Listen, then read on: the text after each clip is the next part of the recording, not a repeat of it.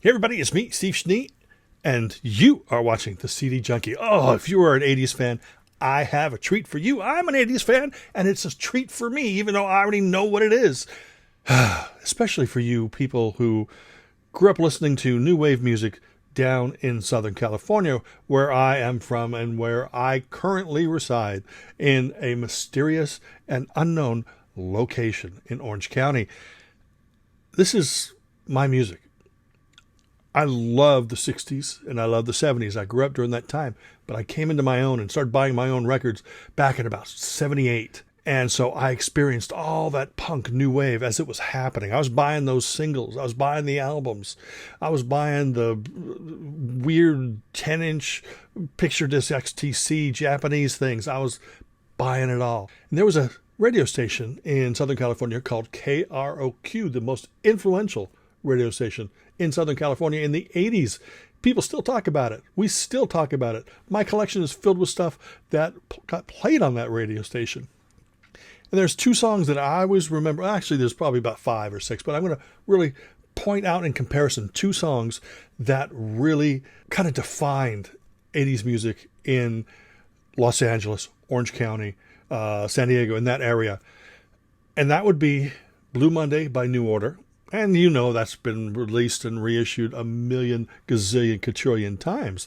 Well, there's another song that got played so many times that people remember it just by, hearing the opening little piano lick. And that's a song by a group called B-Movie, and the song is called Nowhere Girl. Now, that was released here in the U.S., I believe, on Sire Records on 12-inch, probably 7-inch too. But the 12-inch version is the thing that got played all the time on KROQ, and it became a monster hit. It got played just as much as Tainted Love by Soft Cell and I Melt With You by Modern English, and of course anything by New Order, especially Blue Monday. B-Movie, Nowhere Girl, defines the 80s for a lot of people. And the only way that you can get that version on CD was like just say 80s or just say Yesterday or whatever, a Sire compilation of old new wave stuff. And it probably showed up on other new wave compilations. But there were a series of B-Movie CDs that came out. There was like the Dead Good tapes, which had demo versions of that or early versions of that. Then there was another album that came out after that period that had a re-recorded version of that. And then B-Movie actually reunited and put out a few albums. And if I could get a hold of those, I would contact the band and do an interview right on this channel right here. I love this band so much. Well, what happened to Nowhere Girl, the original version? There's only that version, on a couple compilations. That's the one that everybody wanted. So when they would buy other compilations of demos or re-recordings, people would always go, this isn't the one that KROQ played. This is the one that KROQ played. This is a CD called Hidden Treasures. And essentially, the band recorded an album that never got released. The only thing that got released was the single Nowhere Girl and another song. And you have to read the liner notes to, get the whole story. And basically, they recorded this, and I don't think the album was called Hidden Treasures, and I don't think it had this. I don't even think it really had an album title yet. I don't know, because I forgot what it said in the liner notes. But all those studio recordings, I think it might have been recorded for Phonogram or something in the UK. All that stuff's been compiled. This is the great lost B-Movie album. This has the 7-inch and 12-inch of that version of Nowhere Girl. Yeah, the one that you're thinking of, the one that you have been wanting on CD, the one that you own a scratchy 12-inch single from. It's here. This is the first time that the original recordings have been compiled as they were originally intended. And it is wonderful. It's got that dark, haunting... I'm not a big goth fan, but I like to use that word in order to make people go, oh, he said goth. But it's darker, but it's still synth pop, it's post-punk, and it's Nowhere Girl. Anybody who's going to get this and go, oh, I like that song, I like that song, I like that song, but they're Nowhere Girl.